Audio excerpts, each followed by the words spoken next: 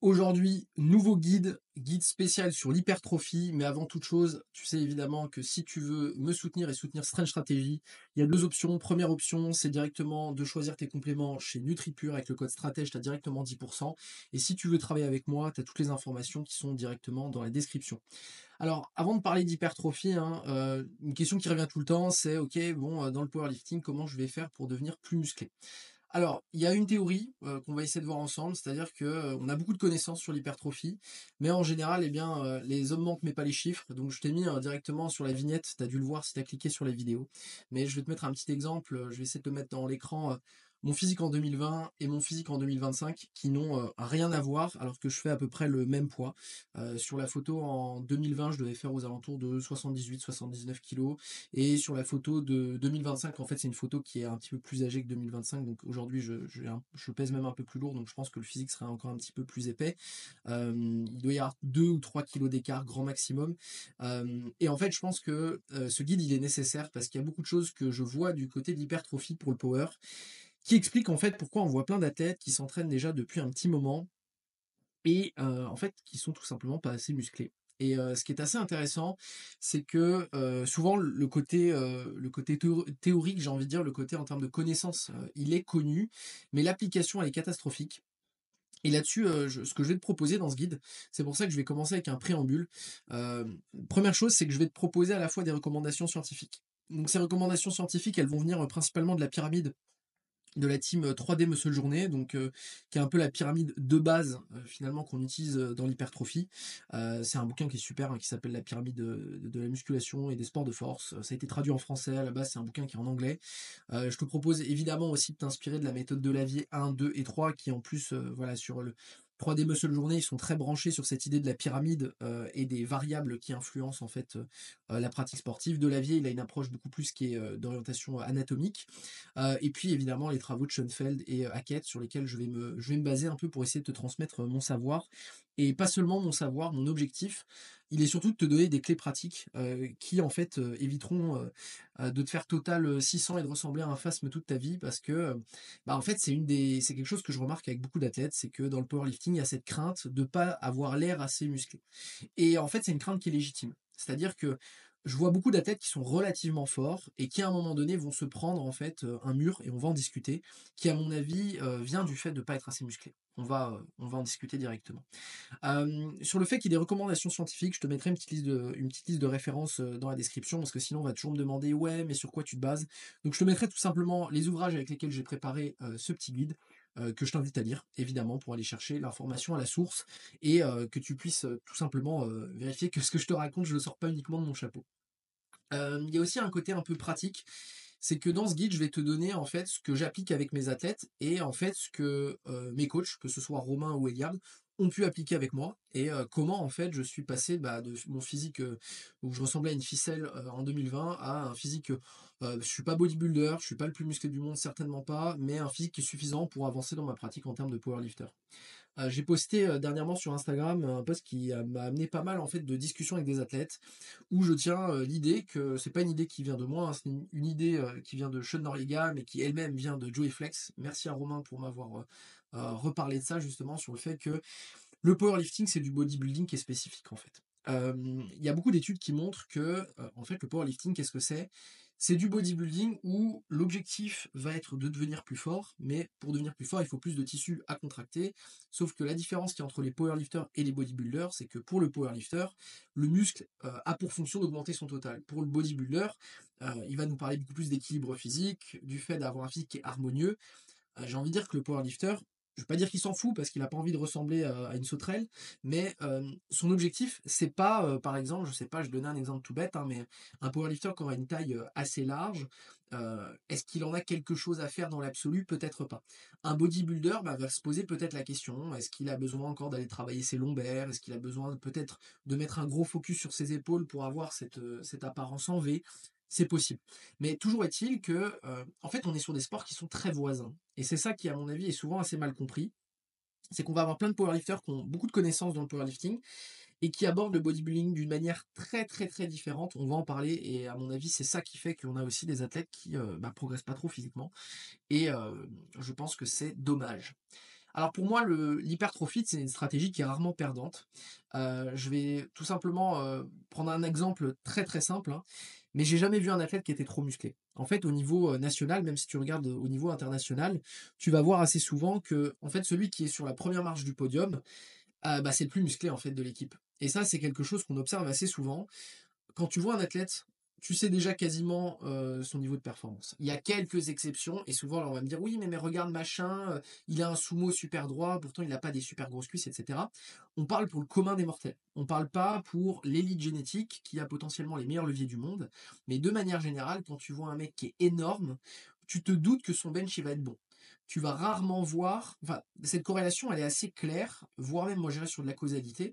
Tu verras rarement un athlète qui est super musclé, qui n'est pas très fort. C'est pour ça que tu vas voir d'ailleurs beaucoup de bodybuilders, quand ils se mettent à faire du power, ils deviennent très vite très forts parce qu'en fait ils ont déjà une caisse qui est énorme et quand ils vont avoir en fait ce potentiel de démarrage, cette hypertrophie en fait de base, eh bien ce qui va se passer c'est quand ils vont essayer de se spécialiser un peu plus sur les mouvements de compétition, eh ben ils vont devenir super forts. C'est beaucoup plus rare en fait de voir un powerlifter qui est pas très musclé devenir très très fort très vite. Ça peut exister plutôt avec la spécificité, mais voilà, tu commences à comprendre l'idée. Autre chose, c'est qu'en fait, il y a eu une tendance, on va en parler un peu, mais il y a eu cette tendance à l'hyperspécificité, qui est pas une mauvaise idée dans l'absolu, hein. On est sur un sport, donc à un moment donné, pour être bon dans son sport, il faut le pratiquer. Mais je remarque une tendance dans les athlètes avec lesquels je travaille, d'une part, d'avoir des athlètes qui ont une mauvaise composition physique, c'est-à-dire qu'ils sont soit trop gras, soit pas assez musclés. Autrement dit, il passe à côté d'un potentiel sur le très long terme, et ça on va en discuter, et à mon avis, c'est super dommage. C'est un peu comme si tu avais un investissement que tu pouvais entretenir en parallèle de ta spécificité et que tu ne voulais pas utiliser. Je pense que c'est très dommage, et pour une raison qui est évidente aussi, c'est que cet aspect ultra spécifique, qui souvent vient avec un physique un peu moins musclé, je remarque que beaucoup d'athlètes, en fait, vont se tourner à un moment donné dans leur carrière, alors qu'ils sont en train de faire du powerlifting, vont se tourner vers le body ou le power building, enfin t'appelles ça comme tu veux, parce qu'en fait, à un moment donné, ils sont déçus de leur physique. Et ça, je pense que c'est quelque chose qu'on oublie un peu. Si tu reprends la pyramide de la team 3D Muscle Journée avec Helms, Alberto Nunez, etc., la base de la pyramide, c'est toujours pareil, hein, c'est l'adhérence, l'adhésion au plan, c'est-à-dire à quel point tu vas sans arrêt revenir t'entraîner et durer année après année. Le physique, tu peux pas y échapper. C'est-à-dire que tous les jours, tu vas te réveiller dans ton corps. Donc, si à un moment donné, tu te regardes dans la glace et bah, en fait, tu dis que tu t'entraînes 5 fois par semaine et tu as l'air de faire du ping-pong, bon, bah, rien contre les athlètes qui font du ping-pong, hein, mais il y a quelque chose qui va commencer à sonner comme une dissonance cognitive. C'est-à-dire que tu fais un sport de salle et le problème, c'est que tu ressembles pas à un athlète qui va à la salle de sport. Et ça, c'est un truc que j'entends souvent chez des athlètes qui sont passés par une phase d'hyperspécificité. C'est à un moment donné de dire, bon, ok, en fait, je peux pas avoir un bon physique avec le power, ce qui, à mon avis, est complètement faux. Donc, je vais me tourner vers le body, vers tout ce que tu veux, avec toujours cette quête un peu cachée de l'hypertrophie. Pourquoi est-ce que je parle autant d'hypertrophie? Tu sais que si tu me suis déjà sur un petit moment sur les réseaux sociaux, que tu me suis dans les différentes vidéos, les podcasts qu'on a pu faire avec l'équipe Stretch Stratégie, tu remarques en fait que j'ai une approche qui est très orientée hypertrophie. Alors, pourquoi est-ce que j'y suis arrivé et comment ça se fait? Pourquoi est-ce que c'est un peu ma marque de fabrique dans l'approche que j'ai avec mes athlètes? Pour une raison très simple, c'est que pour moi, c'est un pari qui est toujours gagnant. En fait, c'est-à-dire que, la plupart des études montrent, si ça t'intéresse, je mettrai également, une petite étude de Greg Nuckols, une petite, analyse qu'il a pu faire. Quasiment toutes les études montrent qu'il y a une corrélation entre l'athlète qui est le plus big et sa capacité à devenir plus fort. En fait, au bout d'un moment, je pense, et ça c'est un avis aussi un peu personnel, que tu peux optimiser ta technique, tu peux arriver à, on va dire, un 90% d'efficience technique. Ça, je le pense sincèrement. Il y a des athlètes qui sont très bons techniquement. Mais la partie hypertrophie, c'est une partie, un, qui va prendre du temps et qui va, deuxième aspect, ça je te l'ai déjà dit, mais c'est important, ça va représenter un peu ton potentiel sur le long terme. Et quand je pratique avec un athlète, pour moi, il faut trouver le compromis entre la performance court terme, qui peut potentiellement se situer vers une hyperspécificité, et aussi son potentiel long terme, qui va souvent passer par le fait de devenir plus musclé en fait. Et dire ça aujourd'hui, parfois, pour certains athlètes, ça a l'air d'être bizarre, sauf que pour moi, ça me semble assez évident. Si tu es plus musclé sur des parties du corps qui produisent de la force, qui aident à produire de la force, pardon, sur des mouvements de compétition, je prends un exemple tout bête, si pour faire un soulevé de terre, tu as besoin de ton dos, de tes fessiers, de tes ischios, En quoi être plus musclé, de ces parties-là serait un problème? Je pense pas que ça puisse être un problème. La deuxième chose, c'est que souvent le travail d'hypertrophie va amener, moi, ce que j'ai appelé ici une préparation structurelle. C'est que tu vas, en fait, aller exposer tes articulations et tes tissus conjonctifs à des contraintes qui peuvent, à mon avis, être intéressantes sur le long terme et surtout, en fait, qui éviteraient l'hyperspécificité. En fait, si tu t'intéresses à l'hypertrophie, tu vas te rendre compte assez vite que le SBD, c'est un moyen. C'est un moyen qui est pas forcément mauvais, hein, encore une fois, ça reste de la musculation, hein, le SBD, qu'on le veuille ou non. Mais souvent quand tu vas aller chercher de l'hypertrophie, on verra un petit peu sur, comment choisir ces exercices d'hypertrophie. Eh bien, tu vas devoir aller chercher des exercices qui ont plus d'amplitude, des exercices peut-être qui vont te permettre de travailler des groupes musculaires que tu délaisses un peu. En quelque sorte, je vois ça un peu comme une armure, c'est-à-dire que tu vas aller renforcer ton armure un peu partout. Et ça, je trouve que c'est intéressant parce qu'on est sur un sport avec des blessures d'usure et je suis assez, partisan de l'idée de penser que plus tu vas renforcer, en fait, cette armure, plus, en fait, tu vas, en quelque sorte, éviter les angles morts, éviter les angles de casse et ça, je trouve que c'est pas une mauvaise idée. Donc remarqueras que c'est 2 arguments qui, à mon avis, ont leur place pour comprendre pourquoi je parle autant d'hypertrophie et je te propose maintenant de passer vraiment à l'hypertrophie en elle-même, maintenant qu'on a pu voir un petit peu ce qu'il en était, du côté à la fois de mes arguments et de, l'importance que l'hypertrophie prend dans la planification que je propose. Alors avant de t'expliquer un peu comment programmer ton hypertrophie, il va falloir se poser la question de quelle est la spécificité du travail d'hypertrophie pour le powerlifter? Alors, l'idée, c'est première chose qu'on va voir ensemble, c'est que l'hypertrophie, c'est un calcul coût-avantage.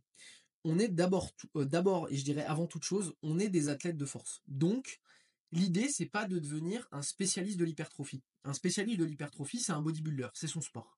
Et donc, qu'est-ce que je veux dire par là? C'est que si tu suis ma logique, tu pourrais te dire: «OK, bon, c'est intéressant d'être musclé, donc ce que je vais faire, c'est que je vais prendre une programmation de bodybuilding, je vais ajouter un peu de SBD et puis, bah, c'est bon, en fait, je vais être super musclé et super fort». Le problème, c'est que tu as des ressources qui sont limitées, donc ça reste un calcul coût-avantage. L'idée, c'est de te dire: «OK, comment je peux, essayer de devenir plus musclé pour que ça serve, en fait, tout simplement l'évolution de ma force, en fait, que ça vienne aider, en quelque sorte, à construire mon total». Donc pour ça, fais attention de ne pas devenir un spécialiste de l'hypertrophie. Il y a certains powers en fait qui passent par ça et ça peut être une erreur. C'est pas une mauvaise idée de se dire je vais devenir plus musclé, mais il y a un principe de spécificité qui fait que bah, si tu veux devenir fort sur du SBD, il va falloir en pratiquer. Et tu peux pas en même temps envoyer une séance bras, une séance épaules, bref, t'es bodybuilder pro, tu vois, le truc que vraiment tu vas y bosser tous tes points faibles et avoir suffisamment d'énergie pour pouvoir entraîner en fait ton SBD.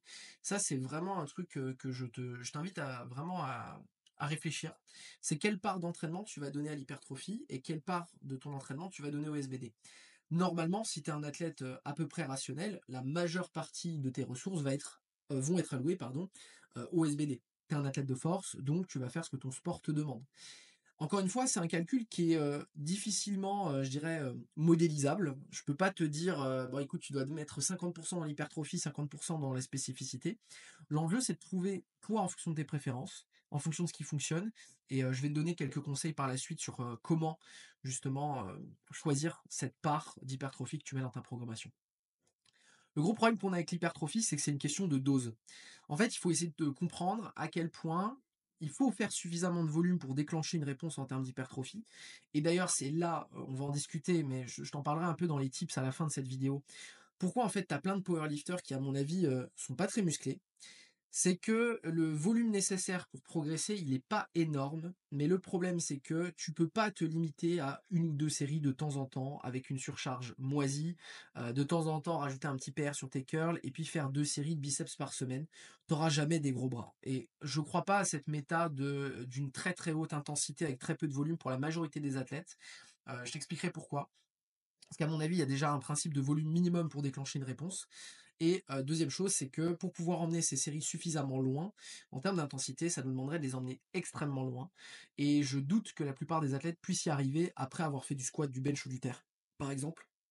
Et je pense que c'est aussi pour ça que tu vas avoir des athlètes qui ont une approche trop minimaliste des accessoires et ça suffira pas, en fait, tout simplement à déclencher une bonne réponse en termes d'hypertrophie. J'aime bien cette idée d'être minimaliste, mais de pas être fainéant. On en parlera directement par la suite. Il faut faire attention à la fois de ne pas sous-évaluer, mais pas de surévaluer la fatigue des accessoires. Ce que je veux dire par là, c'est que j'identifie souvent 2 profils, quand je commence à travailler avec un athlète. L'athlète qui va avoir peur du surentraînement en parlant d'hypertrophie. L'exemple classique, c'est un athlète qui va me dire: «Ouais, voilà, j'ai pas fait d'élévation latérale parce que, bah, on m'a dit que dans la spécificité, il fallait garder toutes mes ressources pour faire du SBD. Donc j'ai pas fait 3 séries d'élévation latérale parce que ça va me cramer pour la semaine». Et puis à l'inverse, tu vas avoir l'athlète qui va te dire, «Ouais bon, j'aimerais bien une séance bras, une séance, allez ischio, une séance mollet. T'inquiète, c'est pas grave, je vais bien récupérer pour mon SBD». En fait, la posture que je vais te demander d'adopter, elle se situe un peu entre les 2. C'est-à-dire que d'une part, c'est pas des élévations latérales, c'est pas 3 séries d'élévations latérales qui vont créer une fatigue disproportionnée énorme, voire surtout si ça te fait plaisir de les faire, probablement qu'en 5-10 minutes c'est bouclé et ça peut peut-être t'aider à tenir longtemps. Et à l'inverse, deviens pas non plus cet athlète qui est persuadé qu'il peut tout faire. Tu sais, c'est un peu la même, je vais taper un peu sur les athlètes hybrides, mais c'est un peu les athlètes qui vont te dire qu'en fait, ils peuvent tout encaisser, ils vont faire ça 1 ou 2 semaines, 3 semaines peut-être, et au bout d'un moment, ça va se casser la gueule. Et ça, c'est vraiment un truc que j'observe souvent. C'est l'athlète qui demande toujours, voilà: «Est-ce que je peux garder ma séance haut de pec? Est-ce que je peux garder ma séance bras?» et cetera. Et au bout d'un moment, bah, ils sont détruits parce que, bah, quand tu suis une programmation de powerlifting qui est rigoureuse, tu déjà quand même pas mal de volume dans la semaine, tu as déjà pas mal de choses à faire. Donc je suis pas sûr que tu puisses tout faire en même temps, donc fais attention avec ça. Alors on va aborder, le premier paramètre, à mon avis pour l'hypertrophie. Tu remarqueras que le premier paramètre que j'ai mis, c'est le volume. Alors pourquoi est-ce que j'ai mis le volume avant le choix des exercices, pardon? Parce qu'en fait, de manière générale, la littérature scientifique nous recommande que pour un groupe musculaire, on se situe entre 6 et 15 séries hebdo. Donc, tu vas voir que c'est une fourchette qui est quand même relativement large. On va trouver des études qui montrent qu'il y a une hypertrophie à partir de 2 à 3 séries. Là, moi, je vais pas perdre de temps avec ces études-là parce que tout simplement, on parle d'un développement musculaire qui est satisfaisant. On parle pas d'un maintien. Et en général, la plupart des papiers qui montrent qu'on peut progresser avec 2 à 5 séries par semaine, c'est des papiers qui ont 2 biais importants. Ça veut pas dire que c'est une mauvaise chose, mais à mon avis, ça veut dire quand même quelque chose. Première chose, la majorité du temps, c'est sur des athlètes qui sont pas très avancés. Et la deuxième chose, c'est que c'est souvent, sur des j'ai envie de te dire, c'est souvent chez des athlètes qui sont dans des protocoles extrêmement standardisés, où vraiment évaluer par exemple, l'évolution, en termes d'hypertrophie du biceps ou, du biceps fémoral pour l'ischio et cetera. Ça à mon avis, il faut beaucoup plus essayer de voir ça dans la totalité de ton volume hebdomadaire, genre à peu près combien de séries, en gros, tu peux avoir pour un groupe musculaire. Je pense que c'est plus intéressant. Et en général, moi, si tu veux vraiment garder quelque chose, garde entre 6 et 15 séries hebdo. Alors pour comptabiliser ton volume, je parle de 6 à 15 séries hebdomadaires rentables. Donc je vais te définir par la suite ce que c'est que des séries hebdomadaires rentables. Et j'entends par là aussi que toutes les séries ne se valent pas. J'entends par là qu'il y a la question de la rentabilité. Mais quand tu vas faire un mouvement polyarticulaire, on pourrait dire en quelque sorte que tu as un prime mover et tu as un deuxième moteur. Je prends un exemple tout bête, hein. Quand tu fais du développé couché, ton moteur principal, ça va être, allez, je simplifie grandement, mais disons les pecs. Donc on pourrait dire qu'une série de bench, c'est une série pour les pecs. Ok. Mais tes triceps et tes épaules vont intervenir. Et ton dos, à la rigueur, en termes d'isométrie. Allez, si vraiment on pousse le délire à fond. Donc tes triceps, est-ce que ça compte vraiment comme une série? Je suis pas trop sûr. Pour moi, je dirais que ça compte comme, allez, 0,5 d'une série. Et tes épaules, pareil, tu vois, 0,5, 0,75 d'une série. Ton dos, allez, on va dire de l'isométrie, 0,25 pour une série. Donc en fait, tu ne peux pas non plus, et je t'invite pas à le faire, je t'invite pas à complexifier ton calcul de série hebdomadaire. Ce que je veux te dire surtout par là, c'est de faire attention que quand tu veux développer une partie musculaire de ton corps, tout simplement, tu vas pas y arriver si tu fais 2 séries par semaine. Et ça, c'est un truc que je vois chez beaucoup d'athlètes, je vais te prendre un exemple qui à mon avis est très parlant. Beaucoup d'athlètes, qui me parlent de voilà, j'ai envie d'avoir, des bras un peu plus gros et je regarde leur programmation et en fait, ils se retrouvent avec 2 séries de biceps par semaine. Tu peux les pousser aussi loin que tu veux, mais, je vais prendre un autre exemple, hein. Tu vois un body qui envoie 20 séries par semaine. À ton avis, qui va avoir les plus gros bras? J'ai déjà un peu mon idée. L'enjeu, c'est pas de te dire d'aller faire 20 séries, mais tu vois, c'est peut-être au lieu de partir sur tes 2 séries, peut-être, tu vois, en faire déjà 2 fois dans la semaine, peut-être 2 fois 3 séries. Tu te retrouves déjà autour de 6-7 séries et ça, c'est plutôt pas mal. Souvent, ce que je vois chez les athlètes, c'est cette peur du volume comme si c'était, voilà, si je fais 3 séries d'hypertrophie, je vais mourir, je vais faire, ma série unique ou 2 séries. Ça, j'ai vu assez peu de bons résultats avec ça, pour être très honnête.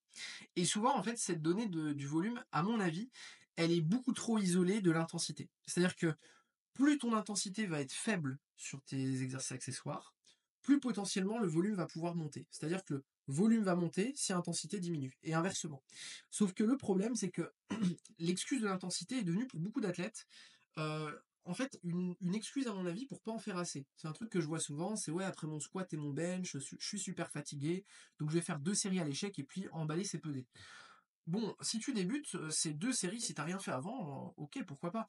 Mais, tu verras souvent une corrélation chez nos amis bodybuilders que les parties, les plus travaillées en termes de volume sont souvent les parties les plus hypertrophiées.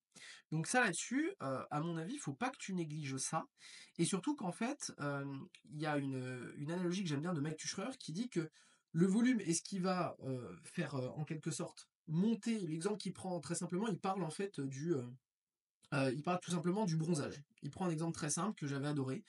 Il dit que le volume, c'est un peu comme le temps que tu allais passer au soleil, et l'intensité, ça va être l'intensité du soleil sur ta peau. Et il explique que pour avoir un beau bronzage, tu as besoin de rester suffisamment longtemps au soleil, et avec un soleil qui tape suffisamment pour que tu puisses tout simplement avoir un beau bronzage. Si tu restes trop longtemps avec très très peu de soleil, il va pas y avoir de réponse. Si tu restes très peu de temps avec beaucoup d'intensité, il risque d'y avoir une brûlure. Et je trouve que cette idée, elle est vraiment pas mal, de trouver en fait un volume de croisière que tu peux adopter, en général plutôt une approche un peu minimaliste, c'est-à-dire trouver le volume suffisant, nécessaire, entre 6 et 15 séries, et ensuite de les faire progresser, et puis d'aller peut-être t'intéresser un peu à l'intensité. Le problème que je vois souvent dans le volume, c'est l'incapacité à récupérer. Alors pourquoi est-ce que tu as du mal à récupérer quand tu augmentes le volume? C'est que souvent tu oublies cette intensité, tu oublies cette variable intensité. C'est-à-dire que si tu emmènes 5 séries à l'échec, bah forcément tu vas avoir du mal à récupérer. Mais si tu emmènes, on va dire, entre 3 et 5 séries par séance assez proche de l'échec sans aller à l'échec, tu vas peut-être pouvoir en faire un peu plus. Et ça, à mon avis, c'est quelque chose d'assez intéressant, parce que tu peux faire, à mon avis, tu peux emmener tes exercices assez loin en termes d'intensité et avoir une bonne surcharge progressive, et pourtant, tu vas pas forcément avoir un gros gain d'hypertrophie. C'est quelque chose que je vois assez souvent. Je vois pas mal de gars en salle de sport, et ça, c'est un argument empirique, qu'il vaut ce qu'il vaut, mais je te le donne quand même. Tu vas avoir des gars qui parfois ont des curls assez lourds et qui n'ont pas des super gros bras. Alors que tu vas avoir des gars qui parfois vont avoir des curls un peu plus légers. Et en fait, tu te dis, mais c'est bizarre, le gars avec le plus gros curl, il devrait avoir les plus gros bras. Et quand tu regardes en fait la séance du gars qui va curler un peu plus léger, bah en fait, au lieu de faire 3 à 5 séries, il va en faire une douzaine. Et en fait, au final, je pense que c'est plus rentable, à condition de ne pas surcharger le volume encore une fois. Tous les volumes ne se valent pas, en quelque sorte. À mon avis, il faut essayer de faire attention. Première chose, c'est qu'est-ce qu'on pourrait considérer comme étant des exécutions qui sont satisfaisantes, et avoir suffisamment de séries proches de l'échec pour déclencher une réponse en termes d'hypertrophie, et de ne pas en fait penser que, ça c'est un exemple que je vais te donner d'un athlète que j'ai en tête, qui me dit: «OK, je fais beaucoup de séries, mais beaucoup de mes séries, bah, je comprends pas, ça marche pas». Vérifie que tu fais pas des séries vides, en fait. Les séries vides, c'est quoi? C'est t'as pas de tension, tu triches, je vais te donner un exemple, c'est tu curls, mais tu es en train de te balancer complètement dès le début de la série. T'as aucune tension mécanique parce que tu es mal placé. Potentiellement, tu utilises des charges trop lourdes ou trop légères, mais globalement, tu pas dans ce qui est demandé, et ça, à mon avis, considérons toujours que le volume, c'est un volume de qualité. C'est-à-dire que quand tu calcules ton volume, te dire: «OK, là, j'en fais peut-être pas assez», pose-toi la question: «Est-ce que ce que je fais déjà, est-ce que je le fais bien?» Et ça, il y a aussi un gros problème du côté des powerlifters, à mon sens, c'est qu'on a beaucoup d'athlètes qui vont voir ce volume, indépendamment de la qualité du volume. Ils vont dire: «Ouais, mais je fais super bien mes séries», et je regarde, en fait, il y a pas une série qui est amenée, suffisamment proche de l'échec. Les séries, elles sont un peu bâclées, c'est en mode, bah, je prends 35 secondes de repos et puis j'y retourne. En fait, tu vas pas pouvoir créer quelque chose d'intéressant. Donc je préfère que tu aies une approche un peu minimaliste, de te dire: «OK, là, pour mes biceps dans la semaine, je vais faire, allez, on va prendre 6 séries de travail direct, plus, 2 tirages». Allez, on va dire, j'ai, allez, 10 séries de tirages dans la semaine. Je prends volontairement des comment dire? Des mesures un peu abstraites, hein, mais et simples à calculer. Mais imaginons 10 pour le dos et 6 pour les biceps. Oui, ce que je vais faire pour le dos va avoir un léger impact sur les biceps, c'est clair. Mais ce sera pas énorme déjà, première chose. Et deuxième chose, c'est sur le travail direct sur les biceps, sur mon X nombre de séries, qu'est-ce que ça donne en fait? Est-ce que ça respecte les critères que je vais te donner directement par la suite? Donc ça, c'était la petite parenthèse volume. Fais attention là-dessus de pas te sous-entraîner. C'est la première astuce que je vais te donner, c'est que si on veut être musclé, il faut s'entraîner. Et je suis pas vraiment persuadé qu'un athlète qui fait 2 séries comme ça de temps en temps arrivera à atteindre son prime en termes d'évolution physique et en termes d'hypertrophie. Alors, si on a parlé évidemment du volume, pardon, tu sais qu'on va parler d'autre chose qui va avec, c'est qu'on va forcément parler de l'intensité.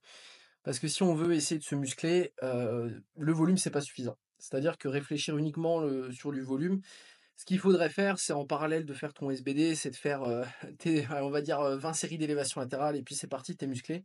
Il y a souvent une analogie qui est utilisée, dans le volume et que je trouve assez juste. Ça prend l'exemple en fait des personnes qui travaillent dans le bâtiment. C'est un truc que je trouve qui est assez, parlant. Un mec qui porte des sacs de bon, excusez-moi les mecs qui travaillent dans le bâtiment, mais je sais pas des sacs de pierre ou enfin je sais pas, n'importe quelle tâche où tu dois soulever un truc moyennement lourd et que tu le fais plein de fois, bah, ça te rend jamais extrêmement musclé. L'exemple qui était donné, c'est si tu dois porter un sac de bon allez, on va prendre l'exemple du ciment. Voilà, je sais pas ce que vous portez les mecs du chantier, vous faites ce que vous voulez. S'il y a des experts, n'hésitez pas à me le dire en commentaire, mais si tu portes un sac de 20 kilos plein de fois, bon bah tu vas être en forme peut-être, mais tu vas jamais être très très très massif. Et l'exemple du volume, c'est ça, c'est de dire que tu vois un athlète qui fait même un sport d'endurance, il a un volume de travail qui peut être très important, mais il n'a pas une intensité suffisante pour pouvoir déclencher en fait une bonne réponse en termes d'hypertrophie. Donc une fois qu'on a abordé la question du volume, pour moi il faut essayer d'aller diguer un petit peu ce qu'il y a dans l'intensité. Et là-dessus j'ai plusieurs recommandations. Première chose, c'est qu'il va falloir en fait parler un peu du RPE, c'est-à-dire que globalement on va s'accorder que la plupart des athlètes devraient faire leur exercice d'hypertrophie. Je vais dire entre un RPE 5 et un RPE 9. Alors, attrapez pas ma veste, RPE 5, RPE 9, il y a deux choses que je veux que vous captiez. Première chose, c'est que on va pas être sous du sub 5, même si moi je serais même encore plus radical, je dirais qu'il faudrait aller entre du RPE 7 et du RPE 9. Je dirais que RPE 5, pourquoi pas, pour une première série, si typiquement tu fais une gamme ascendante, pourquoi pas, sur un exercice d'hypertrophie, pourquoi pas. RPE 9, ok, tu remarqueras que j'ai pas parlé d'RPE 10. Pourquoi? Parce qu'en fait, à mon avis, le problème du RPE 10, c'est que si tu y vas volontairement plusieurs fois, il y a un grand coût en termes de fatigue qui est assez peu rentable pour pouvoir avoir des gains supplémentaires. Qu'est-ce que je veux dire par là? Je veux dire par là que si tu fais plusieurs séries RPE 9, c'est beaucoup plus rentable que de faire une seule série RPE 10. Le problème de la série RPE 10, pour moi, il y en a plusieurs. On va en discuter. C'est qu'il y a des exercices sur lesquels c'est extrêmement risqué. Deuxième chose, c'est que monter sur un RPE 10, c'est cognitivement et mentalement assez taxant. Donc je suis pas sûr que quand tu as blasté une série de bell squat RPE 10, je suis pas sûr d'ailleurs que tu fasses suffisamment de volume pour pouvoir en fait avoir une réponse. Donc moi j'aime bien cet intervalle 7-9, je trouve qu'il est plutôt intéressant. Et pour moi, ce qui va justifier le fait de choisir un RPE, c'est pas tant la proximité de l'échec que finalement ce que je vais appeler la récupération acceptable. C'est-à-dire que tu vois, bon, RPE 5-6, on va les mettre de côté, on va dire ça c'est des exercices sur lesquels tu t'échauffes, ou bien sur des exercices sur lesquels tu as, je vais même prendre un exemple, ce serait des assistances qui sont orientées vers de la mobilité. En gros, c'est des exercices que tu peux garder peut-être pour bien bouger. Un one leg RDL, je sais pas, un split squat avec un tempo particulier, même si tu peux monter dans les RPE, il n'y a pas de souci. Pour moi, disons que 5-6, on élimine. 7-8, pour moi, c'est quelque chose qui est OK. Ça marche bien pour la majorité des exercices d'hypertrophie. Donc, je vais te prendre leg press, hack squat, qu'est-ce que je pourrais dire, les tirages pour le dos. Enfin, bref, tu peux aller sur pas mal de choses. Mais il ne faut pas exclure non plus l'idée d'aller sur du RPE 9-10. Alors, un 9, c'est pas un 10. Ça, je le répète parce que souvent, le RPE 9, c'est bon, en gros, je suis pas loin de l'échec, j'y suis presque, mais je me suis pas flingué. RP9, on est d'accord, tu as une rep en réserve. Une rep en réserve si tu te donnes à fond. Donc il faut bien garder ça en tête, c'est que c'est déjà une série très difficile. RPE10, tu es à l'échec. Je considère même que tu es à l'échec postural et en termes de muscle en quelque sorte. C'est-à-dire que bah, tu peux pas remonter la barre même si potentiellement tu te tends dans tous les sens. Donc fais attention avec ça. Me dis pas c'est RPE9 et sur ton curl tu te mets à danser la Zumba. Tu étais déjà RPE10 si tu commences à trop dévier de ton standard en termes d'exécution. Il y a des exercices sur lesquels en fait tu peux monter haut en RPE, tu vois, sur un curl halter si tu veux devenir musclé. Et si tu regardes cette vidéo, j'espère que tu as envie de devenir balèze. Faire un curl RPE 9, voire RPE 10 sur ta dernière série, ok, tu vois, il n'y a pas de souci. Tu me parles d'un RPE 10 sur un SLDL, sur un soulevé de terre jambes tendues, ou peut-être même sur un. Allez, qu'est-ce que je peux prendre comme exemple? Sur un squat.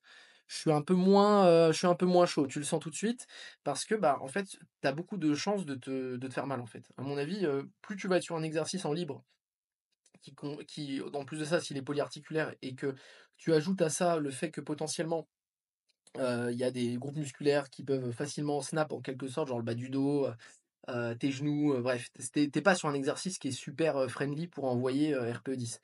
Donc fais attention avec ça, choisis bien tes RPE. Si tu restes entre du 7 et du 9 avec, suffisamment de volume, en général, tu déjà sur une, à mon avis, quelque chose d'intéressant.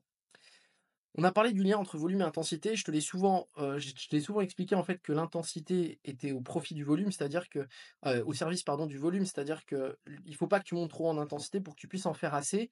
Mais l'inverse est vrai aussi. C'est-à-dire que si tu es sur une méta qui est très high volume, pose-toi la question si parfois booster un petit peu plus l'intensité, c'est pas une meilleure stratégie.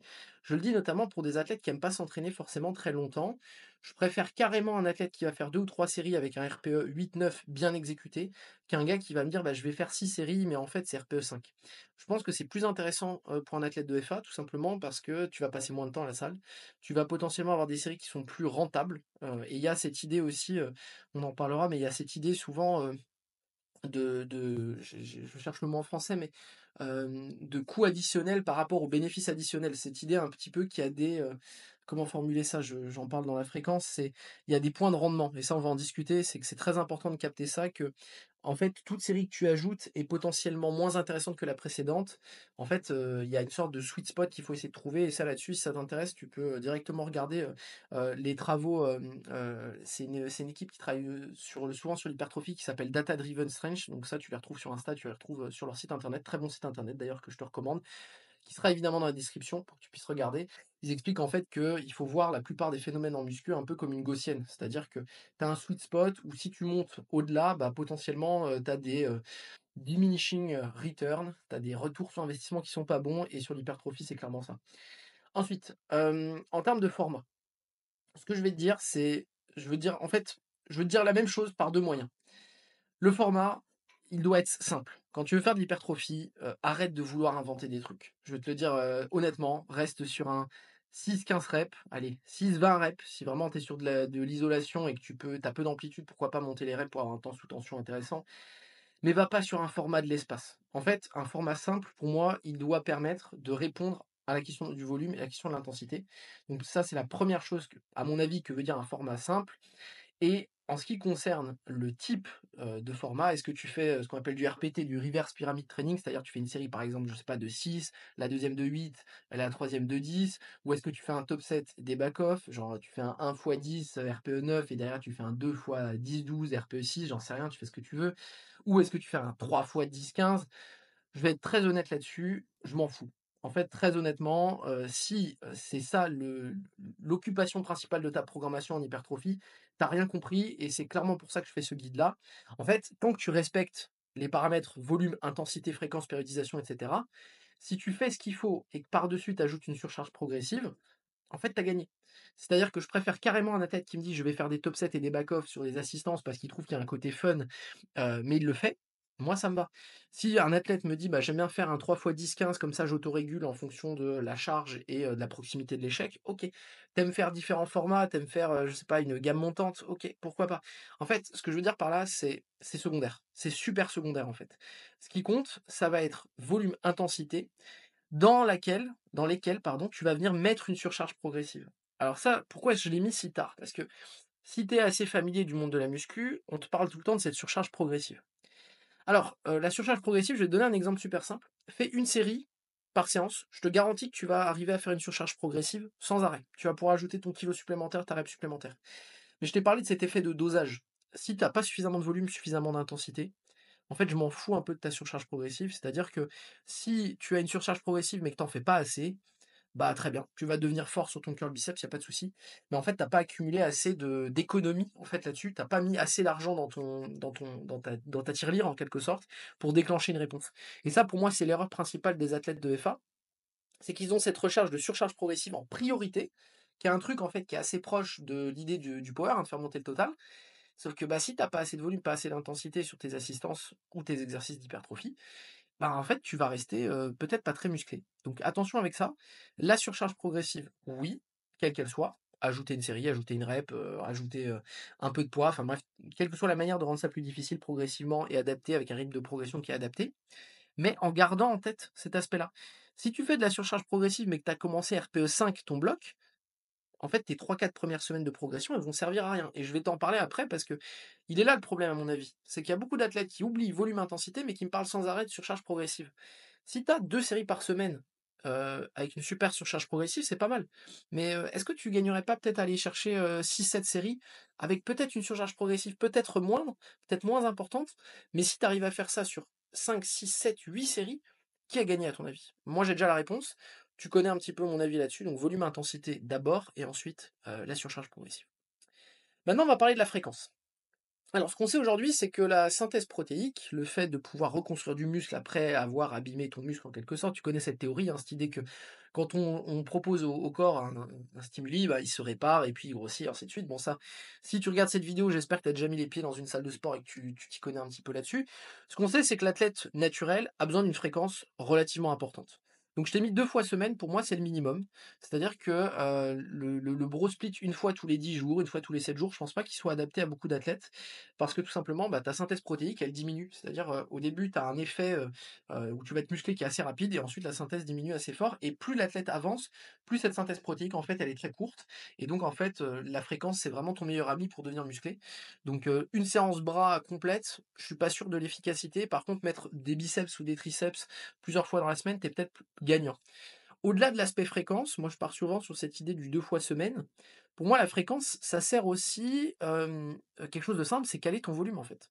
Je t'ai dit qu'il y avait cette idée qu'il y avait un point de rendement qui était intéressant. Aujourd'hui, la plupart des études montrent que ce point de rendement, il est quand même assez haut, il est autour de 11 séries. À partir de 11 séries environ, pour tous les nerds de la programmation, tu as tout ce qu'il te faut dans la description.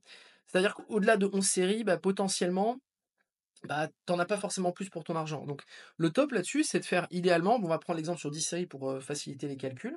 Si tu as 10 séries à faire dans la semaine, tu as estimé que ton volume nécessaire pour progresser sur ton hypertrophie, c'était 10 séries dans la semaine, je sors ça comme ça, et bien utilise la fréquence pour avoir des séries utiles. Au lieu de faire une fois 10 séries, je parle pas une fois 10 reps, fais 2 fois 5 ou 3 fois 3 ou 2 fois 3 plus une fois 4 par exemple. C'est un exemple que je te donne tout simple, mais vois la fréquence comme un outil en fait au service du volume et de l'intensité. Et ça, comment est-ce que tu peux utiliser ça? C'est un truc que je fais souvent avec mes athlètes, c'est de leur dire: «OK, à partir de combien de séries, en fait, tu vois qu'il y a une diminution de la performance?» Exemple classique, tu mets 4 séries à ton athlète et il fait, 15, 14, 13, 6 reps. Donc 15, 14, 13, super intéressant, les reps sont super intéressantes et la dernière, elle est trop fatigante. Bah, peut-être que 4 séries, c'est un peu trop, donc ce que je vais faire, c'est que je vais en enlever une et je vais la mettre peut-être ailleurs. Intéressant, voilà, j'ai pas grand chose d'autre à dire sur la fréquence. Pas avoir peur de mettre suffisamment de fréquence me semble être un indispensable, mais pas non plus devenir, il y a pas cette idée, faut pas faire ça du 7 jours sur 7, hein. Si tu veux améliorer tes épaules, c'est pas faire 7-7 qui va fonctionner. Mais si tu pars sur une fréquence de 2 à 3 fois semaine, c'est plutôt pas mal, c'est déjà, je dirais que c'est déjà, un bon point de départ en fait. Tu as déjà quelque chose d'intéressant.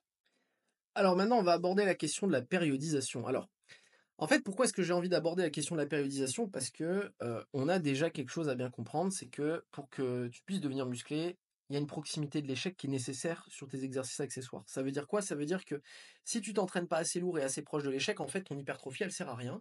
En tout cas, elle sert à rien, je simplifie un peu le truc, mais tu as compris. C'est cette idée que, bah, en fait, c'est pas forcément utile. Donc périodiser son hypertrophie, pour moi, c'est important, à condition de pas oublier cette proximité de l'échec. Je veux dire par là que globalement faire des blocs d'hypertrophie pour moi c'est une erreur, je vais t'expliquer pourquoi. Je pense que c'est plus intéressant de faire de l'hypertrophie à l'année, mais d'essayer de doser la quantité d'hypertrophie. On va en parler un peu après. Donc ça, c'est vraiment juste un petit rappel là-dessus. Ta proximité de l'échec constitue une variable de ton parcours de musculation, c'est-à-dire que si tu veux devenir musclé, et ben en fait, il va falloir que tu sois toujours relativement haut dans les intensités. Si tu es RPE 4, RPE 5 toute l'année, je parie que tu seras rarement très très musclé, sauf si tu as vraiment un volume de dingue qui compense peut-être ton intensité, mais globalement, il y a toujours ce paramètre à garder en tête. Quelque chose qui revient souvent sur la périodisation, je t'ai mis une petite liste là des questions que j'ai souvent des athlètes, c'est faut-il des RPE ascendants ou des RPE fixes? Alors, c'est un truc qu'on fait souvent sur le SBD, on fait monter l'intensité, RPE 6, 7, 8, 9 par exemple. Sur les assistances, j'ai tendance à préférer le RPE fixe. Pourquoi? Parce qu'on a cette proximité de l'échec qui est nécessaire. Donc si tu commences ton bloc RPE 5, puis semaine 2 RPE 6, puis RPE 7, RPE 8, si tu as besoin pour pouvoir te muscler d'être suffisamment proche de l'échec, tu remarqueras que chaque fois je dis pas à l'échec, je dis suffisamment proche de l'échec. Je préfère en fait éviter de perdre du temps et de fixer un cap en fait aux assistances. Pour moi, les assistances, plus simple, c'est simplement de les programmer. Je dis assistance, mais assistance en temps lait au sens hypertrophie, de rester entre un RPE 7 et un RPE 9. Et pour moi, d'aller chercher sur des élévations latérales à faire en semaine 1 du RPE 6, pour moi, c'est une erreur. En fait, va directement RPE 7-9, tu seras gagnant et à mon avis, tu seras plus musclé, tout simplement. Prendre, son temps pour faire du muscle, et le muscle prend du temps, c'est un truc qui est assez clair, hein, mais, tu deviens pas balèze si tu fais du curl, 1 fois dans l'année, très clairement. Le problème là-dessus, c'est qu'on a vu cette mode un peu de proposer à certains athlètes des blocs d'hypertrophie, puis le reste de l'année, plus d'hypertrophie. Pour moi, c'est une erreur. En fait, ce qu'il faudrait essayer de faire, c'est d'avoir quasiment tout le temps un petit travail d'hypertrophie, mais de donner en c'est un peu comme si tu avais un gâteau et en gros, il y a des périodes dans lesquelles, bah, la moitié de ton gâteau, ça va être de l'hypertrophie et il y a des périodes où peut-être que le gâteau, tu vas y donner qu'une petite part dans l'hypertrophie. Mais ça veut dire que tu auras toujours à l'année, si tu es un athlète qui s'entraîne avec une périodisation qui est assez structurée et avec un planning qui est intelligent, en fait, tu vas jamais enlever complètement le travail d'hypertrophie. Il va se transformer, hein, évidemment, quand tu es en plein peaking, tu es à 2 semaines de ta comp, la priorité, c'est peut-être pas d'aller faire du muscle, mais ce serait dommage, en fait, du simple fait que construire du muscle, ça prend du temps. En fait, il y a une sorte de capacité maximum de muscle que tu peux faire par jour, par semaine, par mois, en quelque sorte. Donc, évite de perdre du temps ou t'en fais pas, en fait. C'est comme ça que je vois la chose. Mais ça veut pas dire que, pour certains athlètes, faire des blocs qui sont plus orientés hypertrophie, c'est pas une mauvaise idée. Mais de dire à un athlète, notamment un athlète débutant, que là, d'abord, il va devoir faire des blocs qui seraient très spécifiques, puis ensuite de l'hypertrophie, je trouve que c'est super dommage. Et moi, j'aime bien garder, en fait, et je vais t'en parler dans mes choix de programmation, j'aime bien garder un peu d'hypertrophie à l'année, et tout simplement de doser, en fait, en fonction des périodes. Pour moi, la période qui est peut-être celle sur laquelle tu dois je dirais, le moins te préoccuper de ton hypertrophie, c'est clairement quand tu vas pique pour une compétition. Le but, en fait, sur un picking, c'est de mettre tes ressources à disposition pour faire progresser tes mouvements de compétition. Moi, ce que je fais en général, c'est ce que je vais te proposer ici, c'est que, étant donné que j'ai un travail d'hypertrophie qui est assez fixe dans l'année, et ben, en fait, je vais utiliser le stock du volume, le stock, en quelque sorte, de ressources que j'ai à l'année sur mes exercices, d'hypertrophie, comme une sorte de banque. Alors, je vais te donner un exemple très simple. Je l'utilise dans 2 cas. Premier cas, c'est tout simplement, en plein picking. Ce que je vais essayer de faire, c'est que pour que mon athlète récupère des ressources, ce que je vais souvent faire, c'est que les accessoires, je vais les faire diminuer. Donc imaginons sur un bloc de 4 semaines. Sur sa première semaine, je prends un exemple bidon, hein, mais sur sa première semaine, tu vas avoir trois séries, par exemple, sur son curl biceps, exemple. Deuxième semaine de picking, je vais peut-être passer à 2 séries et puis commencer à réduire les RPE. Troisième semaine de picking, je vais peut-être garder 2 séries et là, je vais mettre un RPE très bas, juste histoire de garder du mouvement. Et dernière semaine de picking avant d'aller taper, peut-être que je vais dégager les assistances pour garder des ressources en fait sur ce qui compte, c'est-à-dire le SBD. Donc ça, c'est un truc qui marche bien. Un autre truc qui marche très très bien, c'est de te dire, ok, je vois que ce bloc, il est en train de déconner un peu. Ce qui s'est passé, c'est que mon athlète, bah, je sais pas, il a moins bien dormi. Ses 8 femmes et 42 enfants lui ont pris un peu trop d'énergie et résultat, le bloc est en train de se profiler, c'est pas terrible. Plutôt que de dire, ok, bah, ce bloc, c'est une catastrophe. Hésite pas à aller regarder un peu de ce côté-là. Ok, ce bloc-ci, j'avais mis quand même une grosse dose d'hypertrophie. Ok, bon, ce bloc, il a pas l'air d'avancer des masses. Comment est-ce qu'on peut un peu sauver les meubles? Ah, peut-être que je peux réduire un peu l'hypertrophie. Et là, bam, tu peux relancer une dynamique derrière. C'est un petit conseil que je te donne, petite astuce, petit cadeau. Si tu as un bloc qui est en train de mal se passer, n'hésite pas à aller regarder un peu ce que la banque peut t'offrir. Et la meilleure de tes banques, bah, c'est ton stock d'exercices accessoires en général. Sur les déloads, euh, l'hypertrophie, je suis un peu mitigé. C'est-à-dire qu'il y a des athlètes qui vont pouvoir garder un haut niveau de musculation et d'hypertrophie sur les déloads parce que de manière générale, ils l'encaissent bien et c'est des athlètes qui sont habitués. Mais n'hésite pas, en fait, pareil, comme si c'était ta banque, en fait, un peu de se dire, ok, bon, le déload, à quel point il a besoin d'être agressif. L'exemple que je vais te donner, c'est en fonction de à quel point tu es proche d'une compétition, à quel point tu as déjà, en fait, poussé le SBD. Si tu es proche d'une compétition, moi, je vais peut-être essayer, sur un déload, de faire récupérer l'athlète en essayant de déload peut-être plus l'hypertrophie, en gardant un niveau de spécificité peut-être un petit peu plus haut. Parce qu'étant donné qu'il y a une compète qui va arriver bientôt, si je fais trop, si je choisis en quelque sorte, si je sélectionne cette stratégie de me dire, je vais bien déload le squat, le bench, le terre par exemple, en réduisant le volume, réduisant l'intensité, mais que je touche pas aux assistances, c'est un peu bizarre parce que ce qui va se passer, c'est qu'il y a une compétition qui arrive bientôt. Donc, c'est quoi la priorité? Peut-être de garder un niveau de fitness qui est un peu plus élevé sur le SBD pour qu'ensuite je puisse tout simplement relancer une dynamique plus rapidement. Sur le picking, bon, je t'en ai parlé. Globalement, la priorité, elle est pas à faire du muscle. Donc ça veut pas dire d'arrêter de faire soudainement tout ce que tu pouvais faire, en termes d'hypertrophie, mais, c'est pas le moment d'aller afficher ton meilleur, 10 RM, sur ton curl, parce que clairement, bah, ça sera pas la période, ça risque de te fatiguer pour pas grand chose et si tu piques correctement, tu vas pas pique, 12 mois dans l'année, hein, tu vas pique, sur deux trois grosses échéances importantes. Donc la période est quasiment négligeable et à mon avis, voilà, si tu gardes cette idée de proximité de l'échec, d'avoir des formats intelligents, de l'hypertrophie à l'année, parce que devenir musclé, ça prend du temps. Ça devrait déjà bien se passer pour toi et en termes de périodisation, je t'invite à pas forcément beaucoup plus te prendre la tête là-dessus. Maintenant, on va partir sur le choix des exercices qui, tu le vois bien dans ma liste ici, dans mon petit chemin que j'ai fait avec cette mind map. C'est quelque chose, en plus on va corriger la faute, regarde, on va faire ça encore mieux en direct. Sur le choix des exercices, à mon avis, c'est quelque chose qui doit arriver assez tardivement parce qu'en fait, je t'en parlerai un peu par la suite dans mes astuces, mais je vais pas dire encore une fois qu'on s'en fout, mais c'est pas la priorité chez la plupart des athlètes. C'est-à-dire que pour bien choisir tes exercices, je vais plutôt te donner une liste et si tu remplis la liste, si tu coches les cases, à mon avis, ton exercice est pas mal.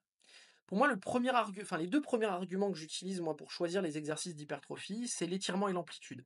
J'aime bien, de manière générale, des exercices qui ont des amplitudes plus importantes. Pourquoi? Parce que tout simplement, si on a un étirement intéressant, notamment sur des groupes musculaires sur lesquels on travaille assez peu, d'une part, je trouve qu'il y a un travail de mobilité qui est intéressant. C'est-à-dire que si potentiellement, bah, si tu as envie d'aller hypertrophier tes biceps, j'aime bien par exemple un curl incliné qui en plus de ça, pourra être plutôt, pas trop mal, on peut dire pour essayer d'aller aider un peu ton bench, mais globalement, j'aime bien les exercices avec une amplitude importante. Donc pour la raison déjà mobilité, active en quelque sorte et deuxième raison, c'est que je trouve qu'il y a un côté en fait où en général tu vas avoir un pump qui est assez sympa et troisième raison, c'est que je trouve que de manière générale, on est tout le temps dans cette logique d'aller réduire l'amplitude sur du SBD.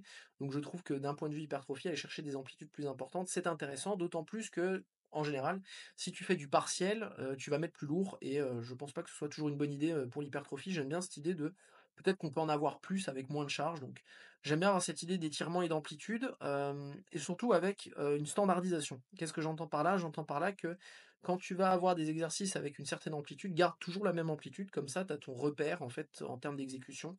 C'est quelque chose que je te recommande. Pour moi, un exercice, orienté hypertrophie doit être stable. J'entends par là que le but, c'est pas d'aller, danser la salsa quand tu fais, ton hypertrophie. Bon, si tu aimes danser la salsa, tu fais ce que tu veux, hein, mais le but, c'est de pouvoir, travailler, ta musculature. C'est pas d'aller te challenger, avec un truc complètement bancal, sur une Bosu Ball, avec, 30 élastiques, 8 chaînes et un tempo, 3-9-2-0, je sais pas quoi. Non, va chercher un truc stable sur un tirage, qu'est-ce que tu veux? Tu veux pouvoir tirer en fait de toutes tes forces et qu'à un moment donné, ce qui lâche, c'est le fait de plus pouvoir ramener ton coude vers l'arrière, tout simplement. Sur un curl, tu vois, quand tu commences à avoir des setups, de la NASA pour un truc pas stable, évite. Clairement, pour moi, ça c'est la variable numéro 1. C'est pour ça que j'aime bien le travail sur machine, par exemple, en termes d'hypertrophie. Pour moi, c'est pas un problème, tu vois? Fais simple, va chercher quelque chose de stable, un tirage où tu peux bien tenir, où tu es bien calé, évite la machine bancale qui tient pas, où tu es obligé de faire de la logistique. Je te le recommande pas et juste des exercices où tu peux être stable, pour moi, c'est déjà, une grande priorité. Pour moi, dans le choix des exercices, il y a aussi quelque chose d'important, c'est que ce soit facile à surcharger.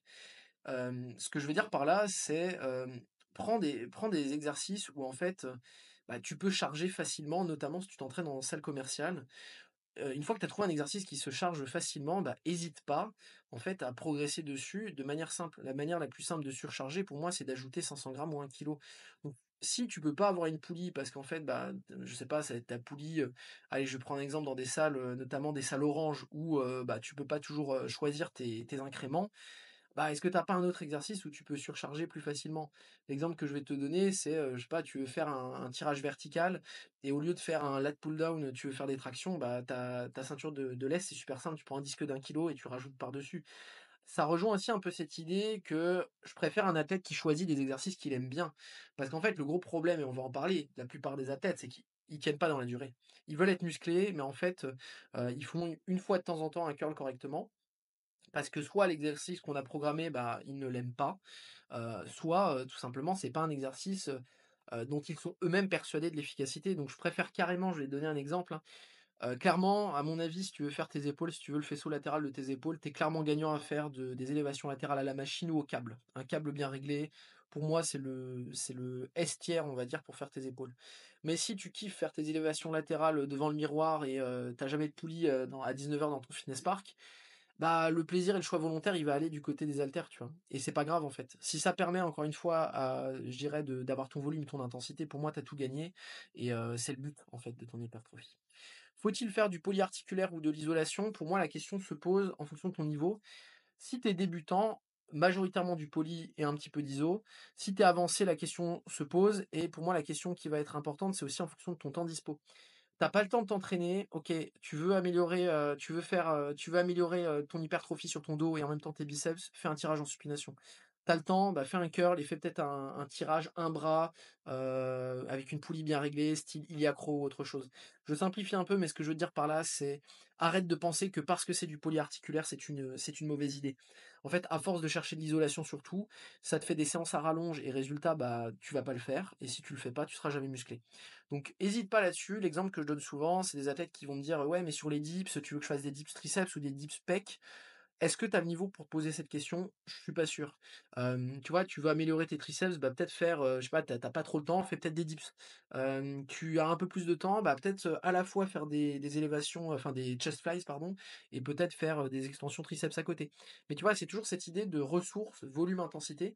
Si ta préoccupation, c'est ça, de savoir si tu dois faire un curl supination, un curl incliné ou un curl pupitre, je te renvoie au début de la vidéo, tu as raté une étape et c'est peut-être pour ça d'ailleurs que tu pas musclé et on va en parler par la suite. Poulie ou libre, bah ça j'ai déjà un peu répondu. Je vais dire que c'est secondaire. Globalement, une poulie bien réglée, une machine bien pensée pour l'hypertrophie, c'est le top. Tu verras que la plupart des très gros body actuels de toute façon s'entraînent sur machine parce que tu peux emmener tes séries plus loin et donc proximité de l'échec, volume, intensité.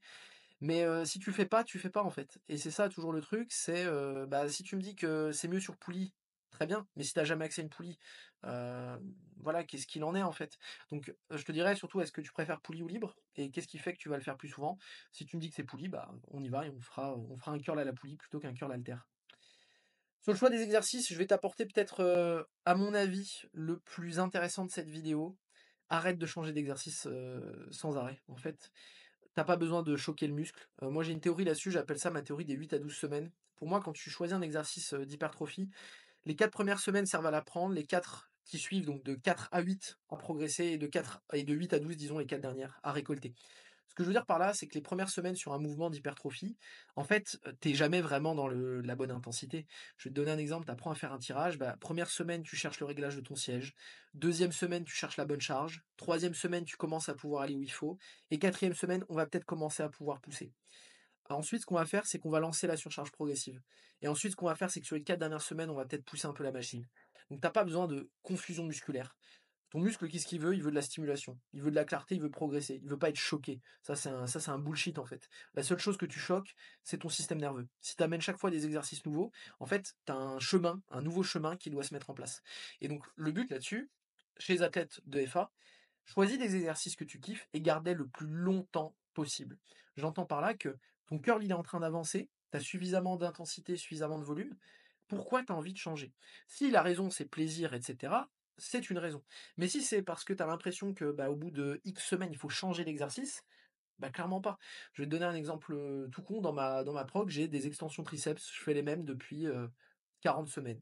J'arrive à peu près à rajouter une rep de plus sur mes 3-4 séries depuis 40 semaines.